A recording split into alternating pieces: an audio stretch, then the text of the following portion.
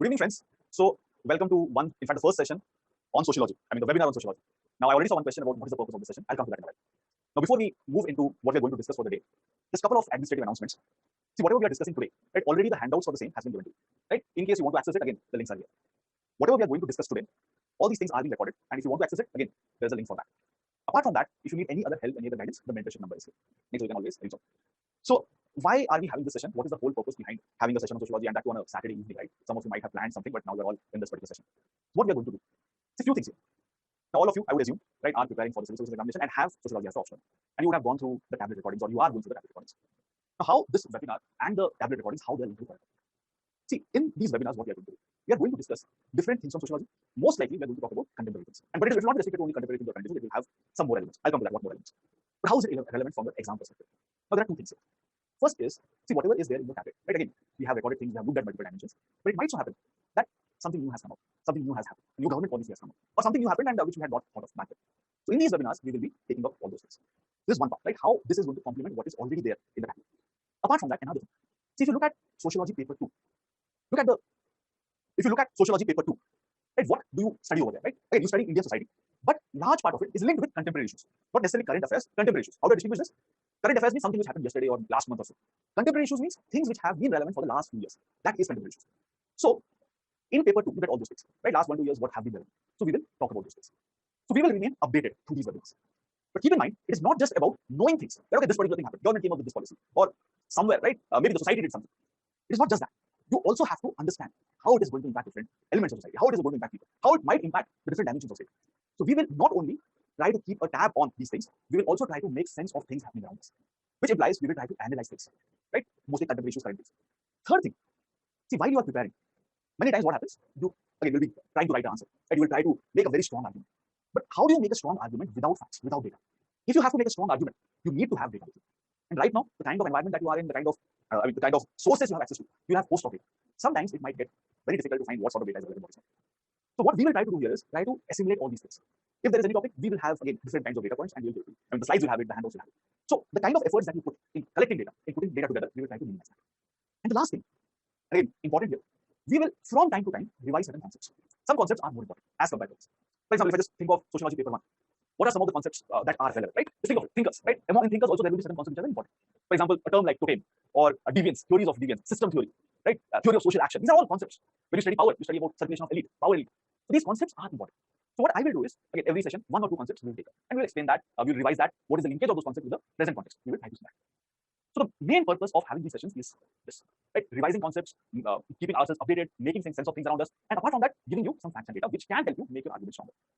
Now, the question that follows, what all will be covered in these webinars? Right? What are the components that will be there?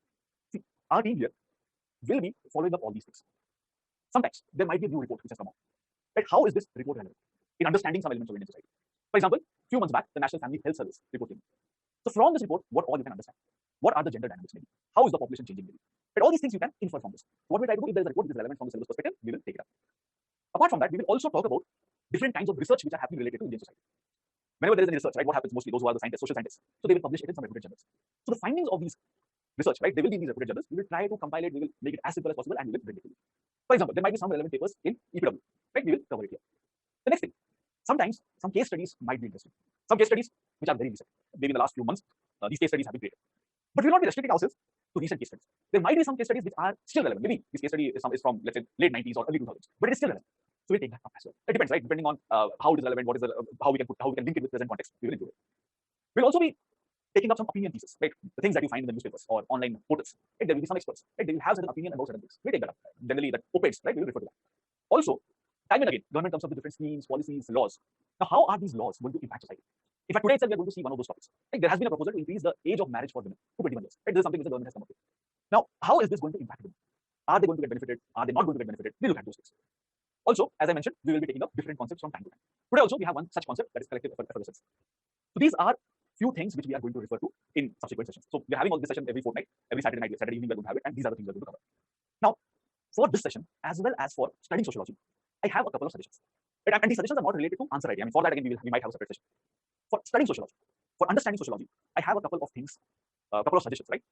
Now, first thing is we need to be kind of careful when we are studying sociology. So why do I say this? What is sociology? Sociology is the scientific study of society, scientific understanding of society. Now, what happens? You yourself are part of society, and you are trying to study society. Chances are there that you yourself might have certain kind of values, which might impact your understanding, interpretation of the discipline. So you have to be very careful here. And given the kind of information environment that you have, understanding sociology might be slightly different, or at least getting the different viewpoints might be different.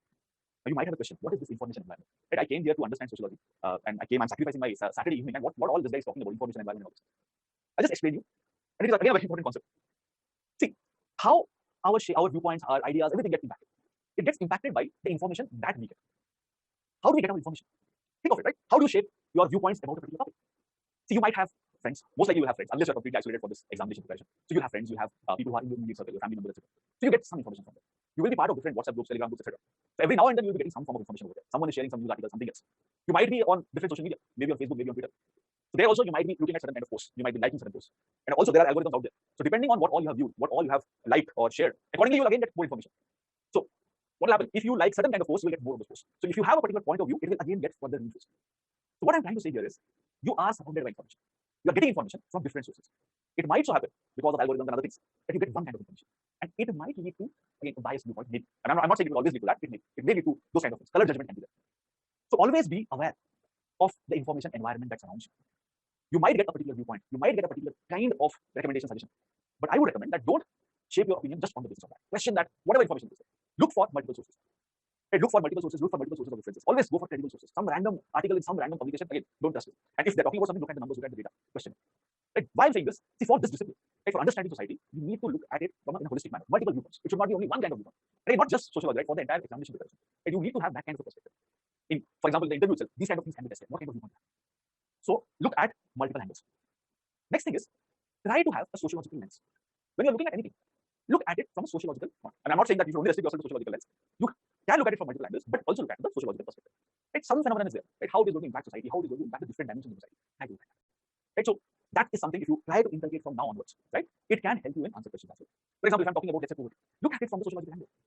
For example, what are those social structures which exist that can lead to poverty? What are those social structures which prevent people from moving out of poverty? For example, right, there might be certain communities which are systematically discriminated. As a result of which, access to different resources is difficult for them. As a result of which, they continue to remain in poverty. Look at the gender dimensions of poverty. Right? So what I'm saying is, anything, look at the social structures, look at the social institutions related to that phenomenon. Right? That will ensure that your preparation is better. I mean, at least if you're able to think about these things, right, eventually all these things will get reflected in your answer writing as well. So these are two suggestions that I have, and I hope, right, if you follow these things, your understanding of the discipline, your interpretation of different concepts will be better. So what we'll do is, we'll move to the topics, but before that, in case you have any questions, I can take it up. Yeah, I don't think we have.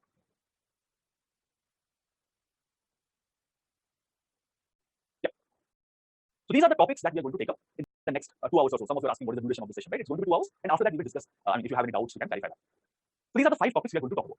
The first topic, cabinet to increase the marriage age of women from 18 to 21 years. Right? So this has been in the news for some time now. This particular thing was tabled in Lok Sabha, and afterwards it has been again sent to a parliamentary committee. They're looking into it. But what we will do is we will analyze. Right? If there is a proposal to increase the age of marriage for women, what it can lead to, and also we have to think why this proposal is there. So we will look at both the positives dimensions. We'll also try to analyze what can be some of the challenges, what can be some of the limitations of this proposal. That if you're increasing the age of marriage of women, will it lead to certain objectives? Next one, the impact of the pandemic on education, the impact of the pandemic on learning outcomes. Right? So for the last 2 years, right, we have seen a pandemic. How this pandemic has impacted the learning outcomes. Again, we will try to use a sociological lens here, right? We will look at multiple dimensions. The next topic, religion and pandemic. What is the linkage? COVID-19 and religion. COVID-19 and religious institutions. Right? So how religion tries to answer certain things. How religion might have helped during pandemic. How religion might have hurt during pandemic. Both of these. Are people becoming more religious as a result of pandemic? Does religion provide some answers, or did it provide some answers during the pandemic when there was a lot of uncertainty and there was a lot of unpredictability? So we'll look at that. Collective effervescence. This is one concept which has been in the news. If you look at New York Times, if you look at New Yorker, so many of these magazines, publications have been talking about this term, collective effervescence, especially because of lockdowns, because of removal of lockdowns. And this is a concept which was given by Durkheim. So how is a concept like collective effervescence linked with the pandemic? How it is linked with Durkheim? We will see that. Last one, so this gig economy, this term has been in the news. Right? So every now and then you will come across articles related to gig economy. Right? How the economy is changing, how the economy is now getting dominated by gig workers. Some of the places, for example, Bangalore, Bombay, Delhi, right? You have so many of these gig workers now. And it is not just a phenomenon in India. You have gig workers world over. So what is gig economy? Who are these gig workers? And it is not just about knowing gig economy. We will try to do a sociological analysis of it. How is work changing? How is the organization of work changing? What about the social security of gig workers? Different. We look at it from different angles. So these are 4 or 5 things that we are going to take up in the next 2 hours or so. So let's get started with the first topic. right? So the proposal to increase the age of marriage for women from 18 years to 21 years. Now, at present, there has been a bill which has been tabled in the parliament. As per that bill, right, Prohibition of Child Marriage Amendment Bill 2021, the age of marriage for females will be increased from 18 years to 21 years. That is what the bill talks about. And it has been sent to a parliamentary committee to look into the details. So that is the context. Now, which part of the syllabus is this concerned with? It is concerned with marriage, gender. So there is one topic, systems of kinship. Right? And this topic is there in both paper 1 as well as paper 2. Right? But since it is India specific, more relevant from paper 2 perspective. Right? But again, you can expect some questions in paper 1 as well. Sometimes they try to link paper 1 with paper 2. Right? So sometimes they ask you about some kind of issues in paper 1 as well. So from the topic systems of kinship, you can get questions related to it. So now let's look at this in a slightly detailed manner. What is the background? How this proposal came into being? Did they form any committee or did they have any task force which recommended this? What were the recommendations of the task force? And if this particular law comes into being, what can be the positive impacts? And again, if the law comes into being, will it meet certain objectives? Like, will it be able to meet the objectives it is supposed to? Like, what are the challenges? What are the limitations? So look at this entire thing. So let's see the history to this. See, if you look at the age of marriage in the Indian context, right? At what age can you enter into the institution of marriage? There have been laws in the past as well. In 1929, an act came into being, Shada Act. According to this act, girls and boys, they can enter into the institution of marriage only after certain years. For example, the minimum age for girls was 14 years, for boys it was 18 years. Right? So a female, if she is 15-year-old, she could get married back then. Right? So as per the Shada Act, 14 and 18 years. After independence, there have been certain kind of changes. We amended this law. So for girls, this age of marriage was made 15 years. And later on, in 1978, further changes were there. According to these changes, age at which girls can enter into the institution of marriage was 18 years, and the age at which boys can enter into the institution was 21 years. Right? So, and this is something which exists even now. So last year, what happened? The government tried to look into all these things, and they created one task force, Jaya Jetli task force, to understand this.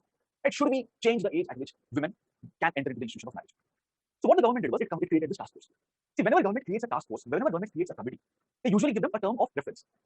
It is referred to as POR. I mean, many times you'll come across this. So what is the meaning of this? See, the government, when it creates a committee, it tells them that, see, you have to look into these things. Right? These are the things that we want your advice on. You need to research on these things. Right? So these terms of reference were set. Now, I mean, look at any committee, you will generally find this. In fact, the Finance Commission, right? Every 5 years you have a Finance Commission. So the Finance Commission, it comes up with its recommendations, how revenues will be shared between the union and the states.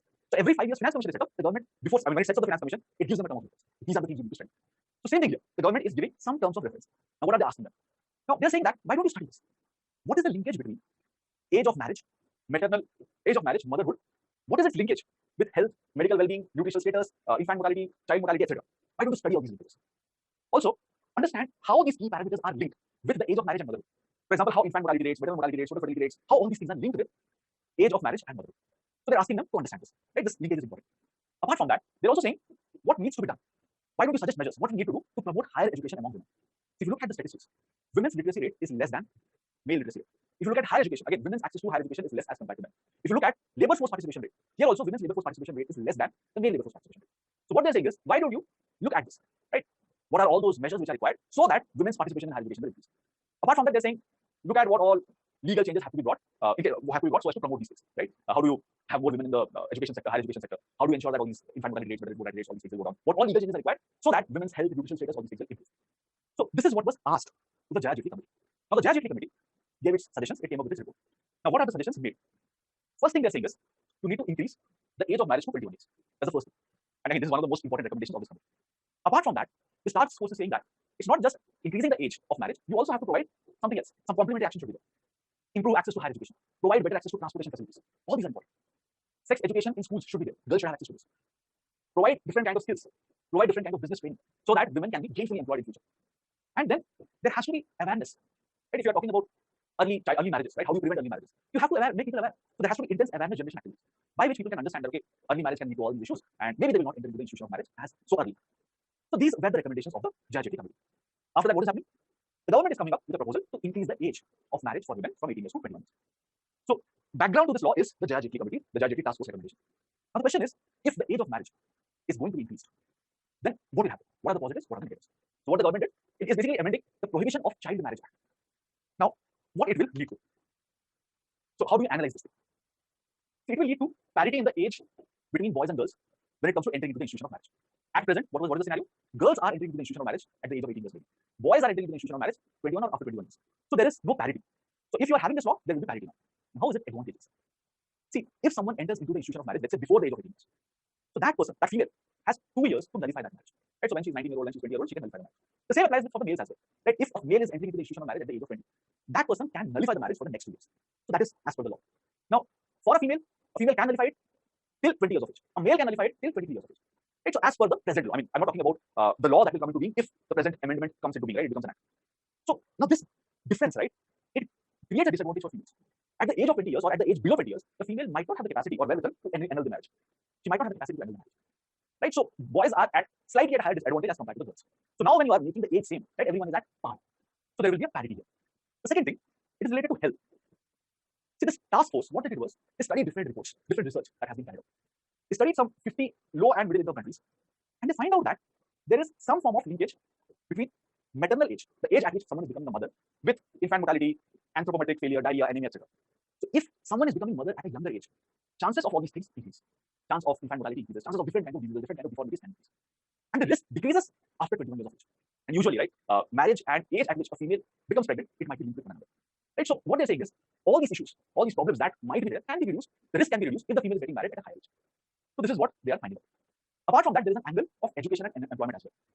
See, the report says, or report finds out, that most of the marriages in India are hypergamous. What is hypergamous? Usually, the male member has a higher status as compared to the female. If you look at any marriage, most marriages in India, the groom will be having a higher status, the groom side family will be given accorded higher status as compared to the female side. So after the marriage, what happens? Usually, right, the male side might dominate. The female side, female or that particular bride might not have enough say. And usually, what kind of marriages we have? We have petty local marriages. The female is most likely going to stay in the husband's place, right? So she's going to stay at the groom's place. So petty local setup, hypergamous marriages, and we usually have extension kinship patterns, right? So there are multiple rules governing marriages, right? So exogamy, different rules of exogamy, different rules of exogamy will be there, right? So as a result of it, the female after the marriage is in a new household. Most likely, this household will not be in the same village, and again, the status of the groom's family will be considered to be superior. So chances of her having a higher say, chances of her getting educated, chances of her getting employed is less. Right? So she might not be allowed to take up these kind of opportunities. Right? She might not be allowed to take education and economic activities. Now, if the age of marriage is made same, 21 years, the female now has 3 more years to pursue education opportunity, which can help her take up different economic opportunities. So that can be another advantage. She gets 3 more years.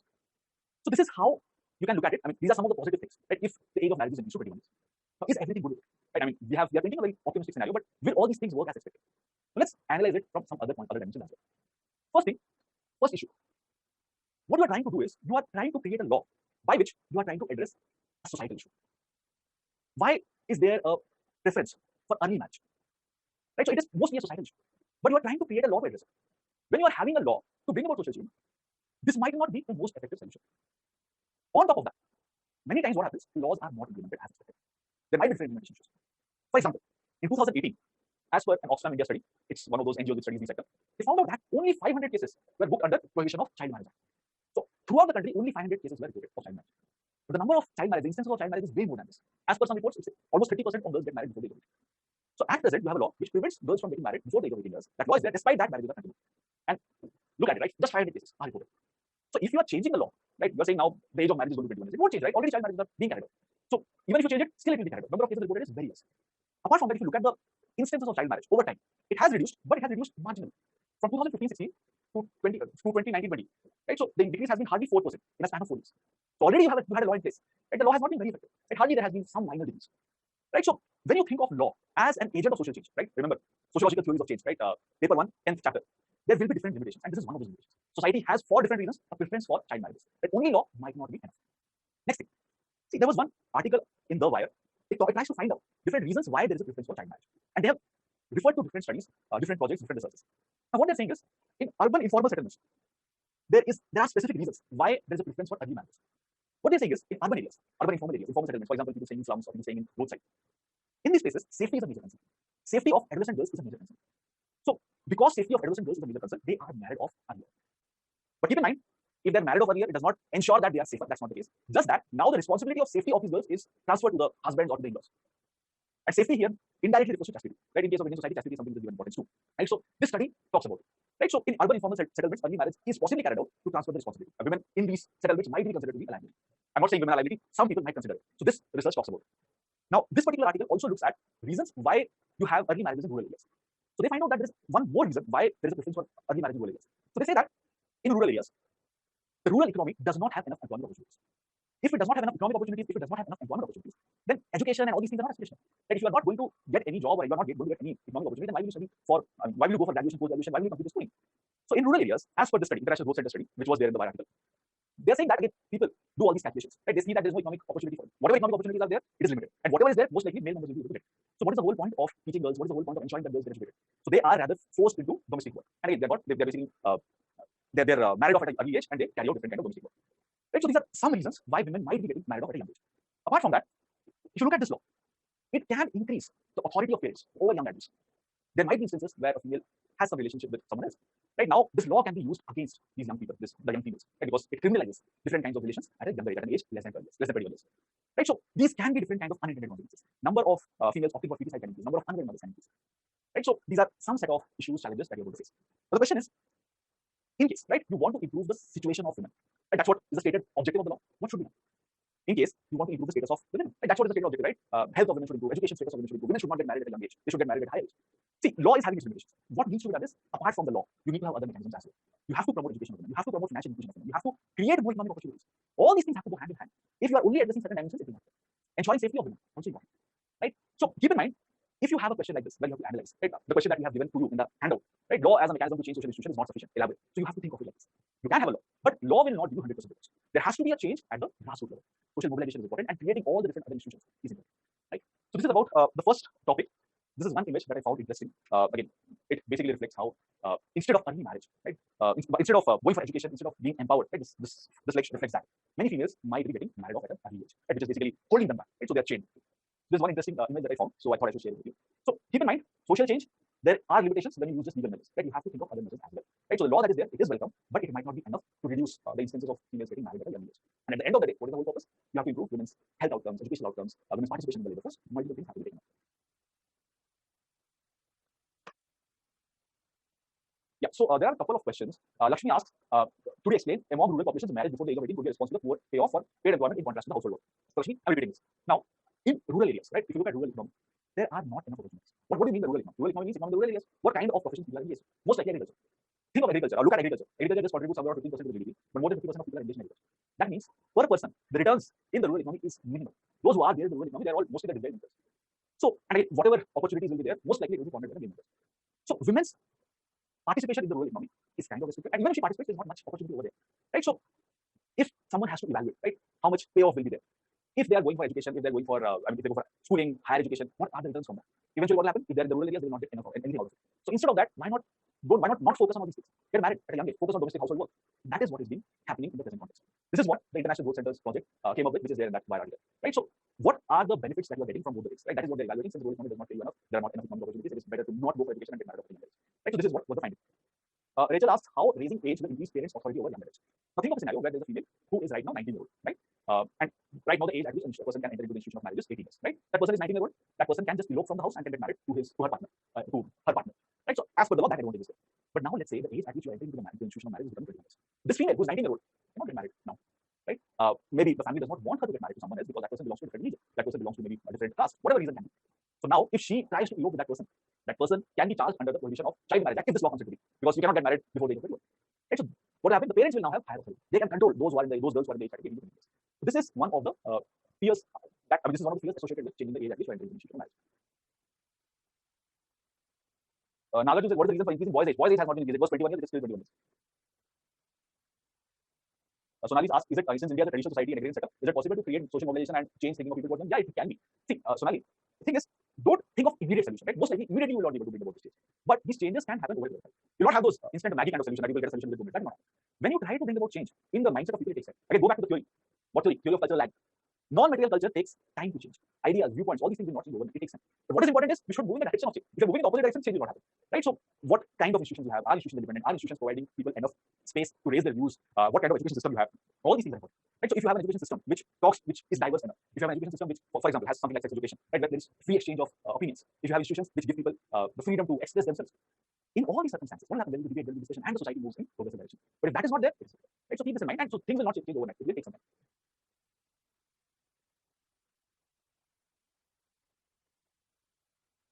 Yeah, Ayushi asked, after this, if this law is passed, yes, any marriage before the age of 21 years will be considered to be child marriage. Correct. Calvinus asks, could marriage rise to hypergamy in a material society? Again, how many material society that we have right now? And not necessarily it will lead to always hypergamy, right? Again, these are all hypothetical scenarios, may not be the case. So now let's move to the next topic. COVID-19 and its impact on learning. How is COVID-19? How has the pandemic impacted learning? So in this topic, what we will do is we will look at various ways by which learning outcomes might have been impacted by the pandemic, and what is specific to this particular topic is it will have a lot of data so that you don't have to go back and find data. But again, all these data, whatever I'm showing here, is there in the handouts.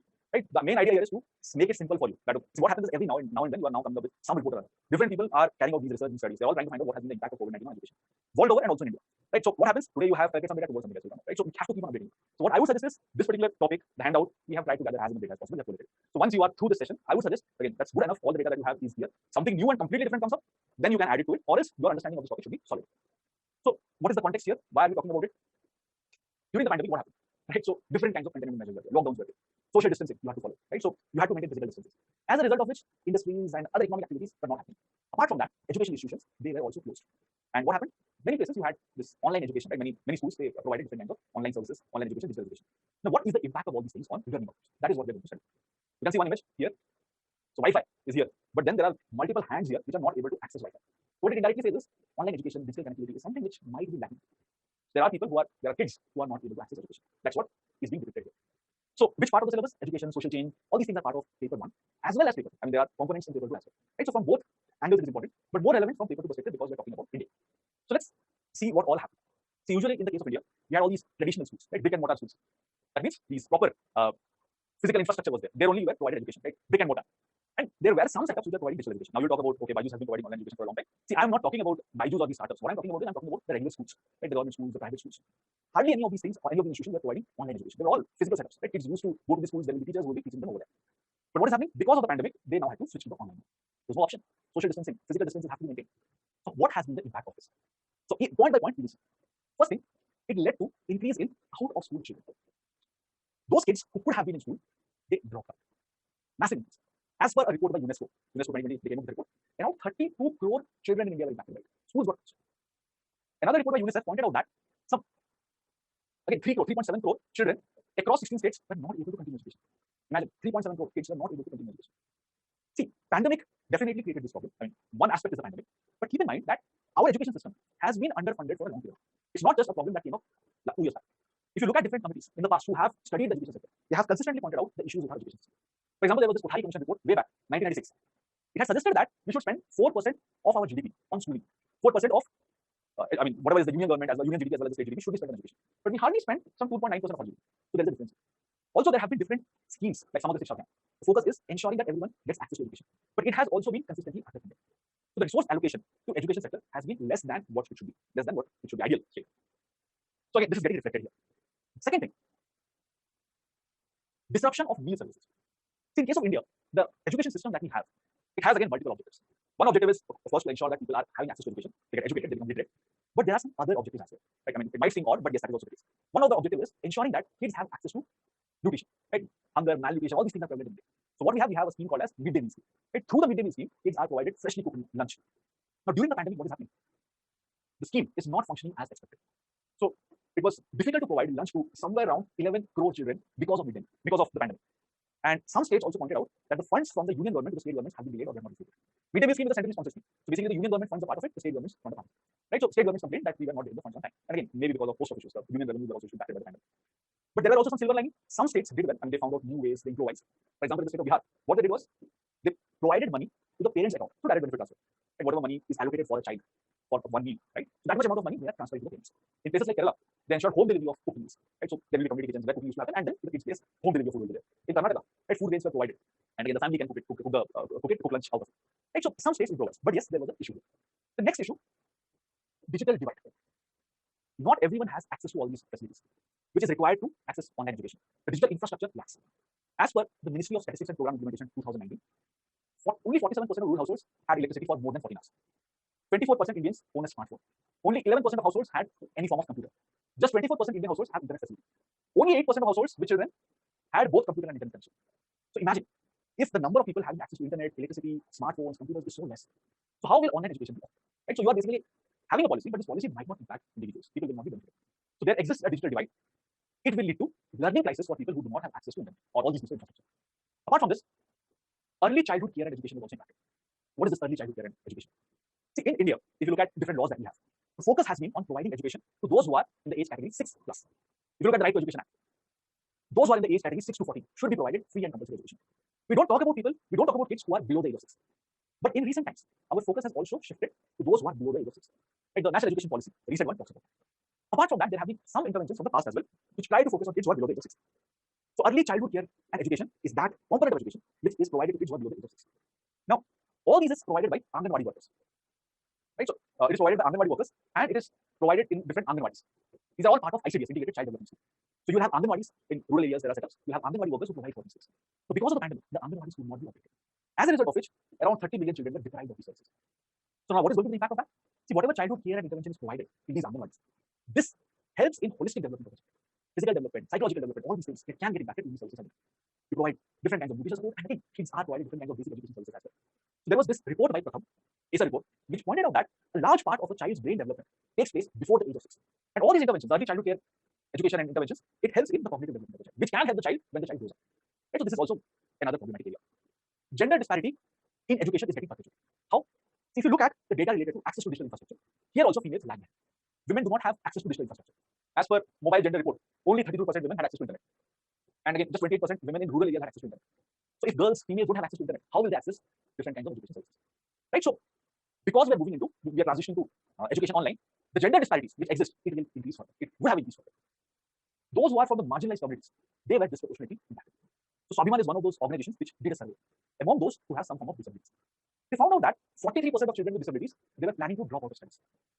77% of children with disability, they were worried that the education that they're getting right now, or maybe they're not even able to acquire education, it is going to increase the divide between them and kids who do not have any form of disability. Many of these kids who had disabilities were finding it difficult to access online education. Also, kids from scheduled caste, scheduled tribe, OBC communities, they were more likely to drop out. The dropout rates was higher. So the marginalized communities were impacted more. The last part, see, we have been looking at it from the perspective of the students. Now look at it from the perspective of the teachers. Look at it from the perspective of the schooling institutions, education institutions. Now, all of a sudden, this transition happened. No one was prepared for it.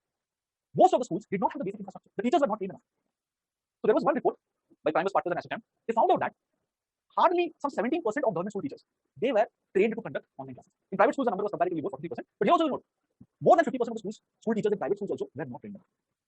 So in government schools, the training was not good. Again, the quality of learning will be impacted. In private schools also, maybe the teachers are comparatively better trained, but here also more than 50% were not equipped. So all these things has impacted the learning outcomes. Now, one more area that we need to think of. See, this is what happened during the time of the pandemic. Right? During the time of the pandemic, learning did not happen. But keep in mind, education is something which has long-term impact. If a child is missing out on 2 years of learning, this is going to have an impact on his skill development, on his employment opportunities later on. So at present, there is inequality. As a result of which, some kids are able to access education, some people are not able to access education. Those who are not able to access education, those who did not learn, over a period of time, their ability to get gainfully employed will be comparatively less. Those who got educated properly, for whom the learning outcomes were better, over a period of time, maybe they will not suffer. They will be able to get properly employed. But what has happened? The difference has increased, will increase in the future. Right? So the inequality that you see now can further increase over a period of time. So this is something which is very, very critical to look at as well. So again, government policy should be such that whatever is the possibility of this inequality increasing needs to be reduced. Those who are at the receiving end, maybe they need to be provided some form of bridge education or some form of methods should be there by which whatever difficulties they face during the time of the pandemic can be addressed.